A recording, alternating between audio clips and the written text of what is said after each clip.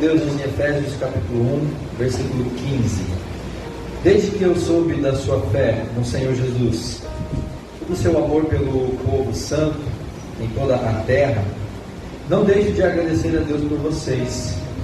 Em minhas orações, peço que Deus, o Pai glorioso do nosso Senhor Jesus Cristo, lhes dê sabedoria espiritual e entendimento para que cresçam no conhecimento dele.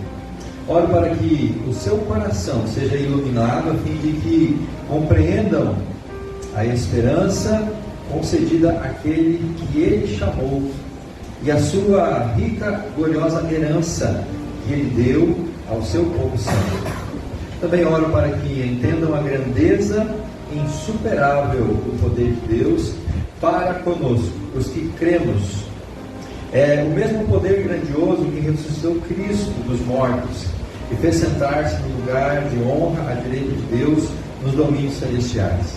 Agora ele está muito acima de qualquer governante, autoridade, poder, líder ou qualquer outro nome, não apenas neste mundo, mas também no futuro.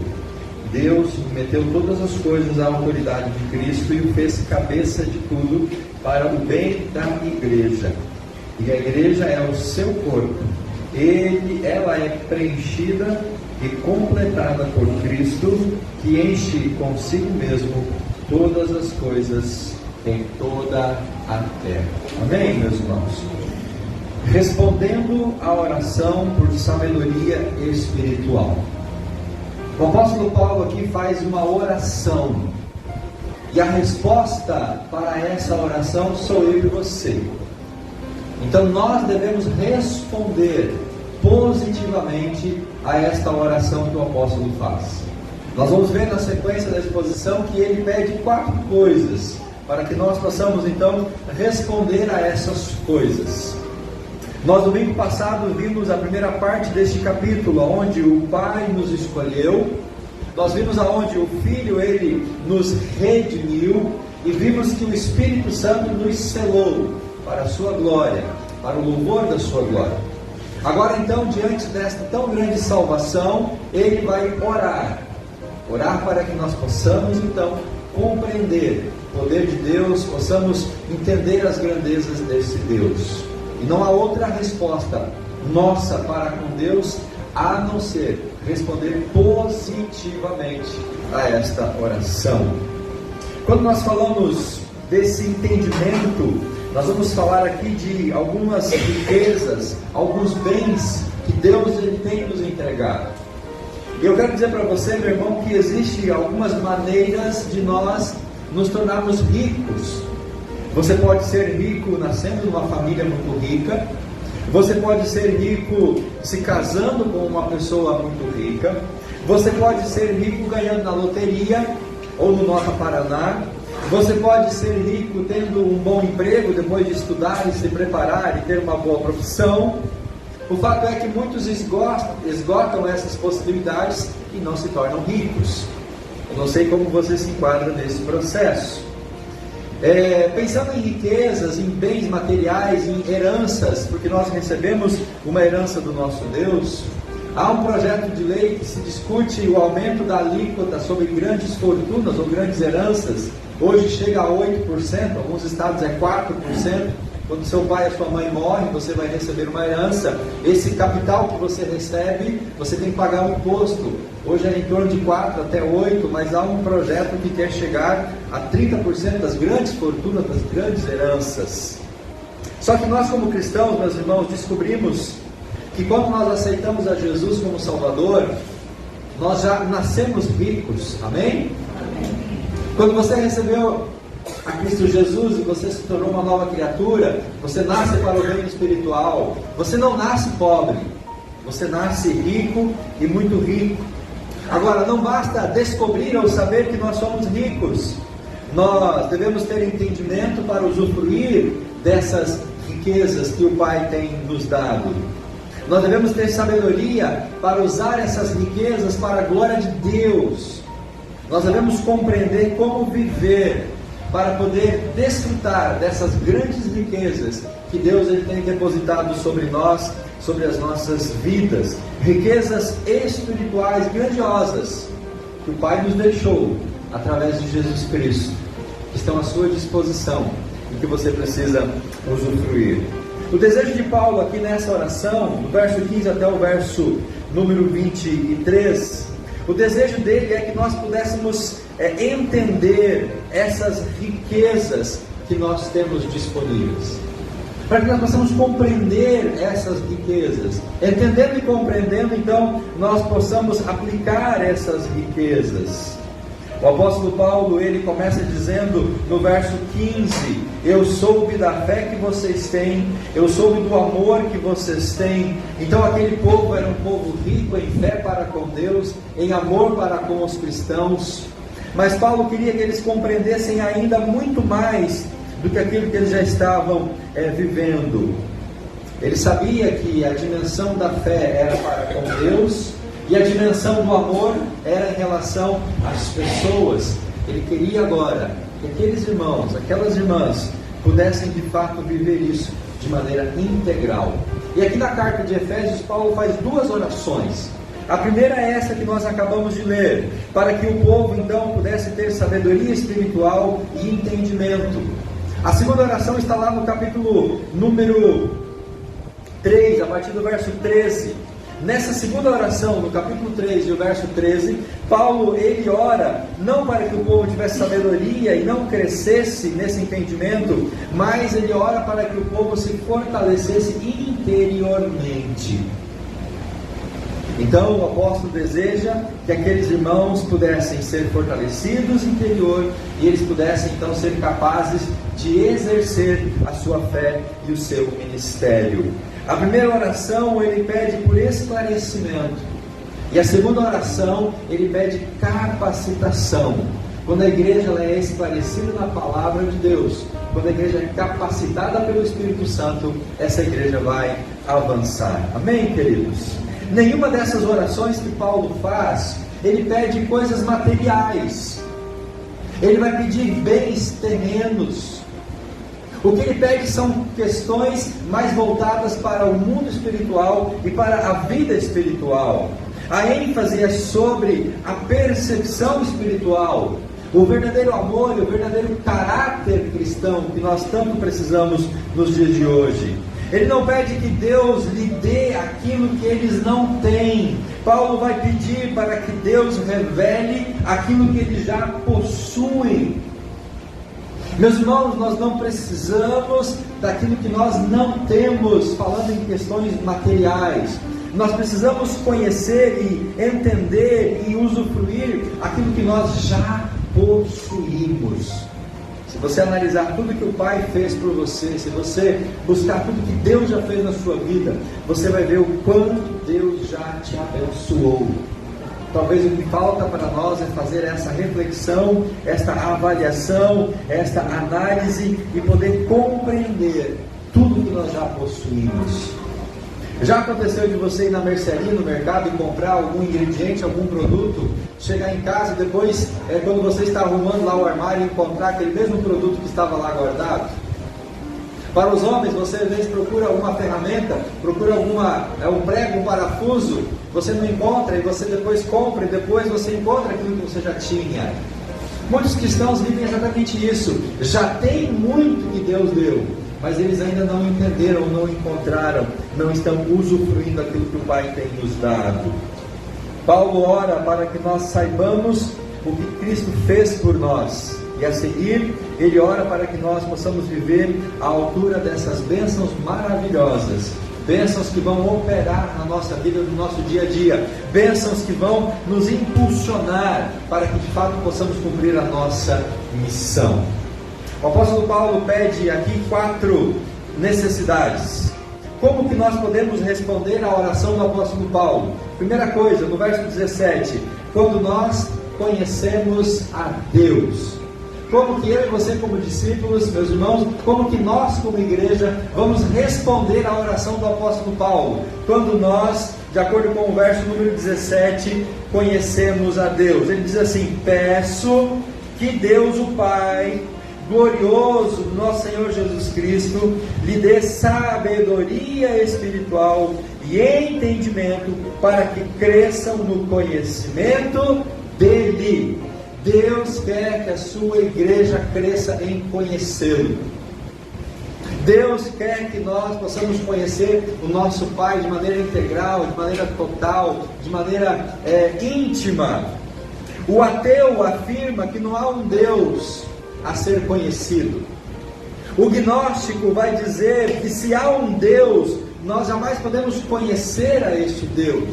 Mas o apóstolo Paulo diz que há um Deus que pode ser conhecido, porque o apóstolo Paulo se encontrou com esse Deus, se encontrou pessoalmente com o Senhor Jesus no caminho de Damasco, e Paulo conheceu a Deus, conheceu a Jesus, e ele cresceu no conhecimento. Então ele declara que é possível sim nós crescermos e conhecermos cada vez mais a Deus.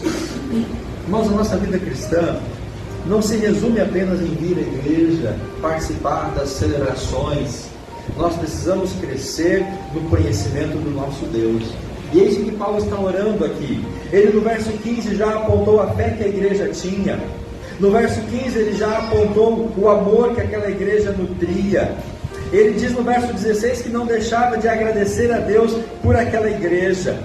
Ele diz que nas orações dele, então, agora ele ora para que ela dê um passo a mais, aquela igreja pudesse aprofundar o conhecimento de Deus. A ignorância com relação a Deus é o que conduz a humanidade à corrupção e à condenação e à degradação. Por que essas pessoas estão pulando, festejando o carnaval? Porque elas são ignorantes no conhecimento de Deus. Elas não conheceram a Deus ainda. Elas não perceberam a grandiosidade do nosso Deus. Paulo, quando escreve aos Romanos, irmãos, capítulo 1, a partir do verso 18, Paulo descreve estágios dessa degradação do ser humano. Qual que é o primeiro estágio da degradação humana? Ignorar deliberadamente a Deus.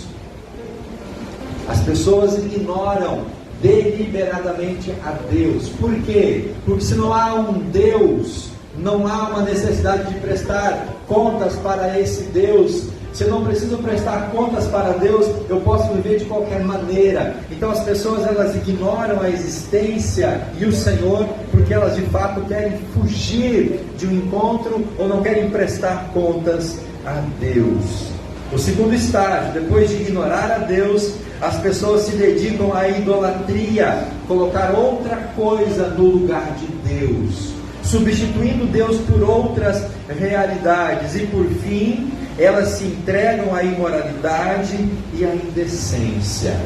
Este é o caminho da degradação do ser humano. E onde tudo isso começa?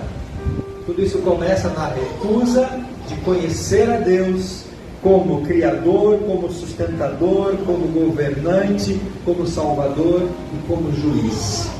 Quando o homem e a mulher não querem conhecer a Deus desta forma, com essa profundidade, essa pessoa começa um caminho de degradação moral e espiritual. O cristão deve crescer no conhecimento de Deus. Amém? Nós temos, irmãos, que buscar crescer no conhecimento de Deus. Nós não podemos continuar crianças na fé, bebês espiritualmente. Nós temos que ter sede de Deus. A salvação é o conhecimento pessoal de Deus. João capítulo 17, verso 3. Mas depois da salvação há um segundo estágio. E esse segundo estágio é chamado de santificação. A santificação é o conhecimento crescente do nosso Deus. Quando a gente vai deixando o velho homem, quando a gente vai crescendo em santificação, nós vamos nos aperfeiçoando na nossa comunhão com Deus. E há um terceiro estágio de crescimento, que é chamado de glorificação. É o conhecimento perfeito de Deus. Começamos com a salvação, caminhamos para a santificação, até que nós possamos conhecer a Deus de maneira profunda. Uma vez que nós somos criados à imagem de Deus, conforme o livro do Gênesis, quanto melhor nós conhecemos a Deus, melhor nós conhecemos a nós mesmos, e melhor eu conheço o meu irmão. Quanto mais eu me aproximo de Deus, quanto mais eu me aproximo da palavra de Deus, mais Deus vai se revelar para mim, e mais Ele vai revelar quem eu sou. Mais o Senhor vai revelar as minhas fraquezas, os meus pecados, as minhas debilidades. E quanto mais eu conheço a mim mesmo, quanto melhor eu vou me conhecendo, eu posso também conhecer o meu irmão, eu posso conhecer o meu semelhante. Porque muito daquilo que eu vejo de errado na vida do meu irmão é porque eu ainda não olhei para mim, porque eu posso estar fazendo pior do que aquilo que eu estou julgando na vida dele. Jesus disse que nós não devemos olhar para a trave que está no olho do nosso irmão, sem primeiro nós tirarmos o cisco que está no nosso olho. Por que nós julgamos? Por que nós condenamos? Por que nós temos essa atitude não cristã? É porque a gente não busca conhecer a si mesmo. Não basta conhecer a Deus somente como Salvador. Nós devemos conhecer a Ele como Pai. E quando a gente fala em Pai, a gente fala de intimidade, de proximidade. Quando a gente fala de Pai, a gente fala de uma relação muito profunda.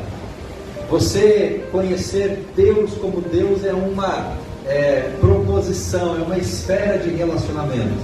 Mas você conhecer a Deus como Pai é uma outra esfera de profundidade. Nós temos que conhecer a Deus como nosso amigo.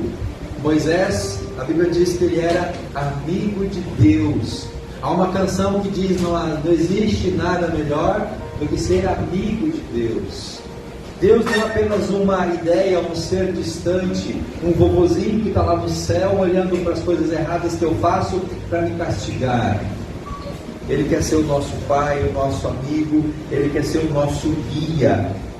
Quanto melhor eu conheço a Deus, mais gratificante será a minha vida espiritual. O tédio da vida cristã, o tédio da vida espiritual de muitos cristãos hoje é a falta de conhecimento de Deus. Por isso Paulo ora pelos Efésios. Eu oro para que vocês tenham sabedoria espiritual e entendimento para que cresçam no conhecimento de Deus. Sem a sabedoria, sem o entendimento, nós vamos continuar anões, bebês, pessoas infantis na fé e no conhecimento do nosso Deus. Mas há uma segunda maneira de responder a oração do apóstolo Paulo no verso 18. E essa segunda maneira é quando eu compreendo o chamado de Deus. Olha o verso 18. Ele diz assim: oro para que o seu coração seja iluminado, a fim de que compreendam a esperança concedida àqueles que ele chamou. Paramos aqui. A palavra, meus irmãos, chamado é de grande importância no vocabulário cristão. Essa palavra chamado, ela é muito preciosa. Sabe por quê? Porque a palavra igreja, no grego eclesia, é a junção de duas palavras, chamados para fora. Essa é a tradução do termo igreja. Os dois termos gregos juntados que formam a palavra igreja significa chamados para fora. De que maneira que a igreja é chamada para fora? Para fora do mundo, para fora do pecado, para fora do bloquinho de carnaval, para fora daquelas coisas que não agradam a Deus, para fora dos vícios, dos pecados, para que nós possamos então ser santos ao nosso Deus. Nós somos chamados pelo Senhor e para o Senhor. Ele nos chama para uma vida na sua presença. Paulo não se cansava de testemunhar que ele havia sido chamado pela graça de Jesus. Gálatas 1,15, Paulo vai dizer que ele foi chamado, atraído pela graça. Eu e você também fomos atraídos pela graça. O apóstolo Paulo ainda lembrou a Timóteo que o cristão possui uma santa vocação, um santo chamado. Nós temos uma missão, fomos chamados para essa missão. Ele vai dizer em Pedro 2,9 que nós somos chamados das trevas para a sua maravilhosa luz. E Paulo vai dizer em 1 Pedro 5,10, ou Pedro diz que nós fomos chamados para a sua eterna glória. Deus tem um propósito para mim, para a sua vida e para nós como igreja. Por isso Ele nos chama. O chamado de Deus se dá por causa da sua graça, não por méritos, não porque eu sou capaz, não porque eu tenha alguma virtude e qualidade que seja digna. A palavra de Deus, o Evangelho, sempre vai apontar para a graça de Deus em nos alcançar, em nos receber e nos acolher. Nós, por nós mesmos, não temos nada que possa ser valioso a ponto de Deus nos salvar. Ele nos salvou pela graça, e essa graça, ela alcança todo mundo, qualquer pessoa, qualquer ser humano, do pior ser humano aos olhos dos homens, até o mais perfeito ser humano aos olhos dos homens. Todos são alcançados pela graça. Paulo deseja que nós nos conscientizemos da esperança que nós possuímos em virtude desse chamado. Ainda um pouquinho à frente, no capítulo 4, meus irmãos, no verso 4, o apóstolo Paulo, ele diz assim: pois há um só corpo, há um só Espírito, assim como vocês foram chamados para uma só esperança. Deus tem um chamado para você. Deus tem um plano, Deus tem um propósito para você. E Ele quer que nós possamos cumprir esse chamado. Ele quer que nós possamos responder a esse chamado. Alguns chamamentos não oferecem esperança alguma, mas o nosso chamamento em Cristo nos garante um futuro maravilhoso. O mundo está fazendo vários chamados para as pessoas. O mundo está colocando várias alternativas diante de todo homem e de toda mulher. Mas esses chamamentos não vai levar a lugar nenhum. Mas o chamamento que Deus faz por nós é um chamamento que vai trazer esperança. É um chamamento para um futuro glorioso e maravilhoso. Nós vamos poder desfrutar da glória e da presença de Deus. Nós vamos poder desfrutar do amor do Senhor. Por isso que é importante lembrar que na Bíblia o termo esperança não significa espero algo que vai acontecer. Assim como uma criança quando espera receber e ganhar um presente de Natal. Na Bíblia, meus irmãos, a esperança é uma certeza em relação ao futuro. Nós temos a certeza de que em relação ao futuro nós vamos estar na presença de Deus. Amém? Nós temos a certeza que em relação ao futuro nós estamos seguros na eternidade. Não é uma dúvida, não é um será que talvez, não, é algo convicto, porque Jesus nos dá essa convicção. O cristão que espera a volta de Jesus, o cristão que aguarda a vinda do Senhor para buscar a sua igreja, é um cristão que entendeu o seu chamado feito por Deus. Nós estamos aguardando, meus irmãos, a volta do Senhor. Nós estamos aguardando esse tempo onde vamos ser reunidos diante do nosso Pai. Quando a gente estava perdido, nós não tínhamos esperança. Veja o capítulo 2 de Efésios, o verso 12, aonde o apóstolo Paulo ele diz assim, capítulo 2 e o verso 12: naquele tempo, vocês viviam afastados de Cristo, vocês não tinham os privilégios do povo de Israel, não conheciam as promessas da aliança, viviam no mundo sem Deus e sem esperança. Mas agora que você conhece Jesus, essa viva esperança da certeza da eternidade está presente no seu coração. Jesus, nós temos uma viva esperança. Ele nos dá ânimo a cada dia. Ele nos dá ânimo para a gente levantar de manhã, para a gente enfrentar o nosso dia, as nossas labutas, as nossas dificuldades, os nossos projetos. Deus, ele nos dá essa viva esperança para que a gente possa viver de uma maneira diferente do que as outras pessoas. A esperança que se refere ao nosso chamado deve ser uma força dinâmica na nossa vida, nos estimulando a ser puros, obedientes e fiéis a Deus. Nós vivemos para esse propósito. Nós vivemos buscando este caráter. O fato de que um dia nós vamos ver a Cristo e nós vamos ser como Ele deve nos motivar a viver como Cristo hoje. Temos buscado viver como Cristo hoje? Temos refletido Cristo na nossa vida hoje? À luz daquilo que o apóstolo Paulo diz em Coríntios: sejam meus imitadores, como eu sou o imitador de Cristo. Ou de uma maneira mais prática, meus amados irmãos, as pessoas podem ver Cristo em mim. Quando as pessoas olham a minha vida, quando as pessoas olham aquilo que eu sou, aquilo que eu faço, aquilo que eu digo, as pessoas veem Cristo nas minhas atitudes. Nós precisamos refletir o chamado, e esse chamado é o reflexo de Cristo na nossa vida. Avançando um pouquinho mais, o apóstolo Paulo nos dá uma terceira forma de responder a sua oração, ainda lá no verso 18. Ele diz: aquele que nos chamou, e a rica e gloriosa herança que ele deu ao povo santo. Como que nós respondemos à oração do apóstolo Paulo? Quando nós conhecemos as riquezas de Deus. Quando nós entendemos que eu, como igreja, eu sou herança de Deus, eu sou propriedade de Deus, então eu sou, em última análise, em última esfera, eu sou a própria riqueza que Deus tem para nós. Essa riqueza aqui do capítulo 2, verso 18, é diferente daquela riqueza lá do capítulo 1, verso 11, aonde o apóstolo Paulo disse assim: além disso, 1:11, em Cristo nós nos tornamos herdeiros de Deus. Então, esta é uma riqueza em que nós somos beneficiados, a riqueza de Deus para nós. Mas aqui, meus irmãos, essa riqueza é uma verdade muito grandiosa. Deus nos considera parte da sua grande riqueza. Então você é propriedade de Deus, você faz parte do tesouro de Deus. A riqueza de Deus, ela se manifesta e expressa-se através também da sua vida. Você como igreja, eu como igreja, nós fazemos parte dos tesouros de Deus.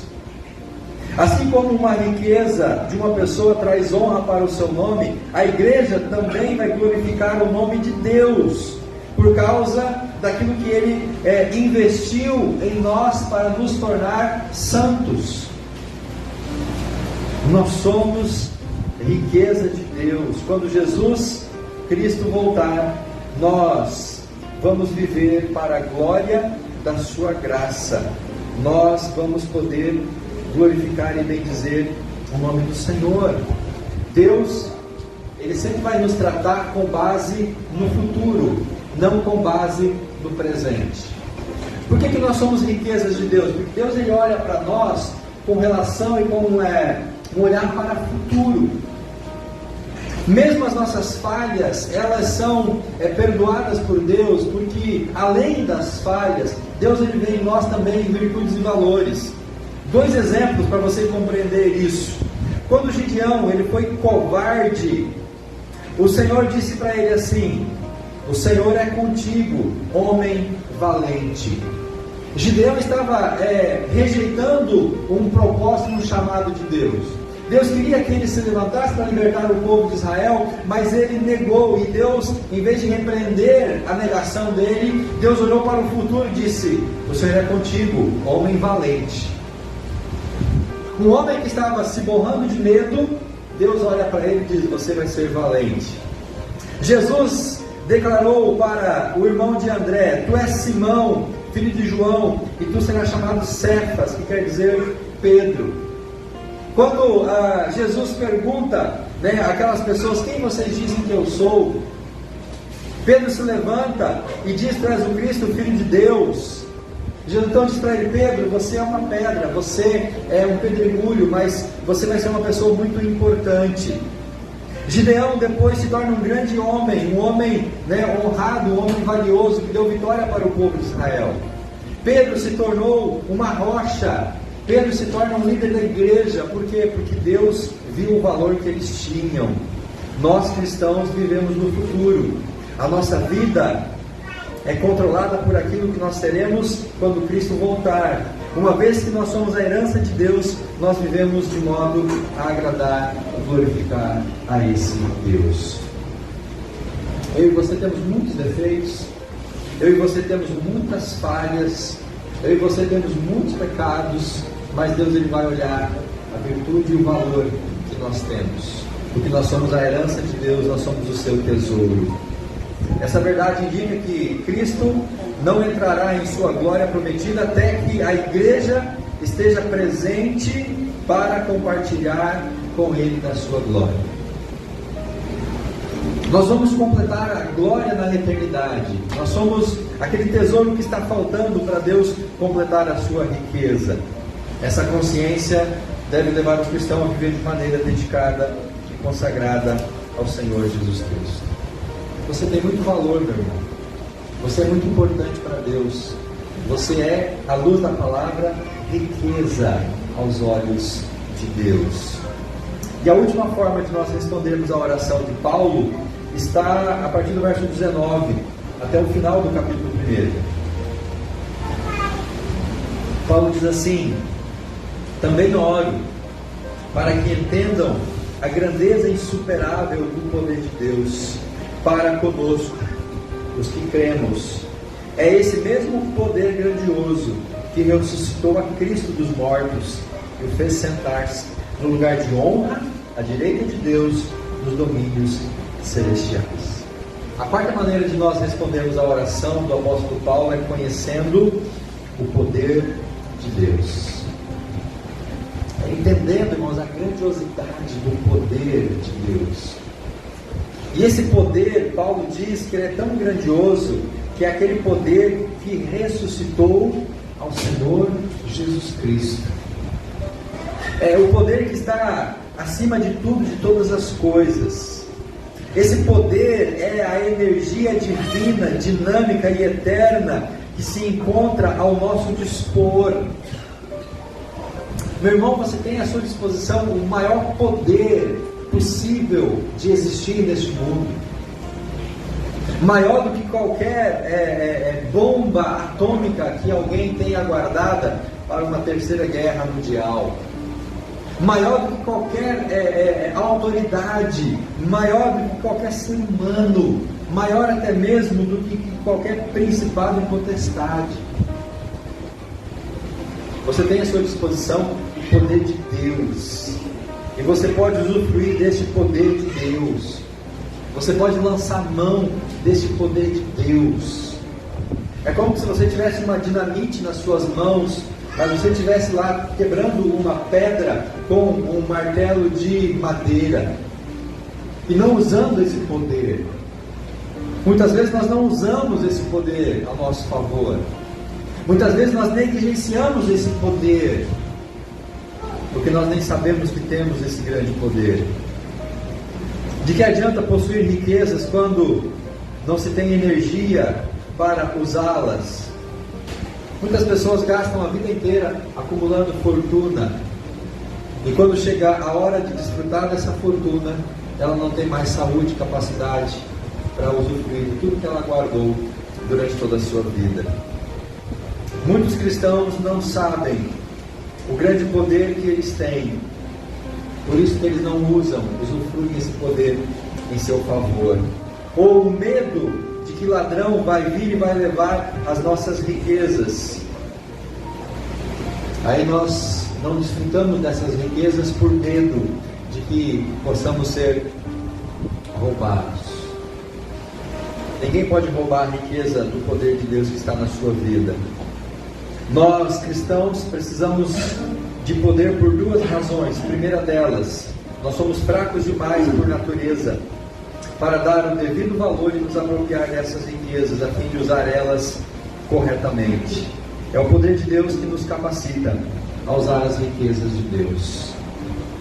Por isso nós precisamos desse poder, porque nós somos fracos. E o segundo motivo é que há inimigos que desejam tomar essas riquezas.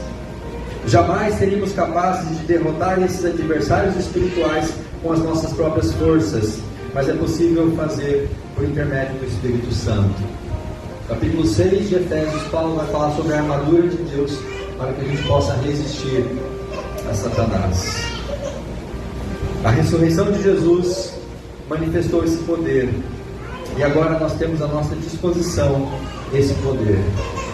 Jesus, Paulo diz, está assentado nos lugares celestiais, verso número 21. Aquele que está muito acima de qualquer governante, qualquer autoridade, qualquer poder, líder ou qualquer outro nome, não apenas nesse mundo, mas também no futuro. O poder de Deus que ressuscitou Jesus foi o mesmo poder que o fez assentar com autoridade sobre todas as coisas. Verso 22, Paulo diz: Deus submeteu todas as coisas à autoridade de Jesus. Tudo está sujeito à autoridade de Jesus. Lá em Mateus, na grande comissão, ele fala: todo poder e autoridade me foi dado no céu e na terra. Tudo está debaixo da autoridade do poder de Cristo. E Cristo agora se torna a cabeça da igreja. E Ele usa esse poder em nosso benefício. E Ele, como a cabeça da igreja, agora Ele preenche completamente, o seu corpo. E assim Ele preenche consigo todas as coisas. Então, se o poder está em Jesus, Jesus é a cabeça da igreja, eu sou o corpo de Cristo, esse poder, Ele também pode estar na minha vida. Meu irmão, use esse poder no seu dia a dia. Amém? Para a gente finalizar, pelo fato de sermos cristãos, nós fazemos parte da igreja, o corpo de Cristo. Ele é o cabeça. Isso significa que existe uma ligação viva entre nós e Jesus. Há uma ligação, há uma comunicação, há uma interação viva, eficaz, e ela deve ser constante, permanente. Essa ligação viva entre nós e Jesus Cristo se dá através da nossa vida espiritual, da nossa comunhão, da nossa busca por conhecimento do nosso Senhor Jesus Cristo. Quando a gente busca conhecer a Deus, a gente faz isso através de Jesus e da pessoa de Cristo em nosso coração. Cristo é o nosso cabeça espiritual. Nós somos ligados a Ele por meio do Espírito Santo como membros do seu corpo. Isso significa que temos parte em sua ressurreição, ascensão e na sua exaltação. Nós já temos muitos benefícios e privilégios ao nosso dispor. Nós já podemos usufruir de muito daquilo que a cabeça está nutrindo o corpo, que é a igreja. Nós não podemos desprezar, meus irmãos, os bens espirituais que o Senhor Jesus está derramando sobre o seu povo, e nós estamos alheios a isso. Também nós nos encontramos assentados nos lugares celestiais, e todas as coisas estão debaixo dos nossos pés. Você tem autoridade, você tem legitimidade, você tem poder, e nós temos que usar isso na nossa vida. A pergunta é: a oração de Paulo vai ser respondida por mim, na minha vida, no meu dia a dia, na minha relação com Deus? Eu vou começar a partir de hoje a conhecer por experiência própria o ser de Deus, o seu chamamento, as suas riquezas e o seu poder. Eu preciso tomar essa decisão de buscar a esse Deus e assim poder responder a essa oração do apóstolo Paulo, para que eu possa ser, como igreja, aquilo que Deus quer que eu seja.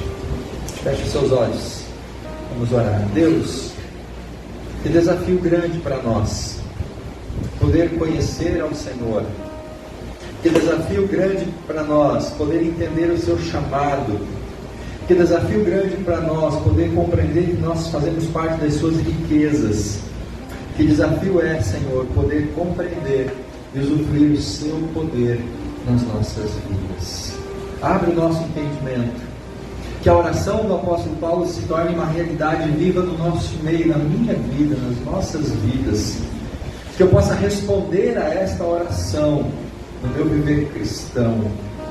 E que eu possa, como corpo de Cristo, poder, ó Deus, responder aos anseios que o Senhor tem para mim, a cada dia, a cada momento. Em nome de Jesus. Amém e amém.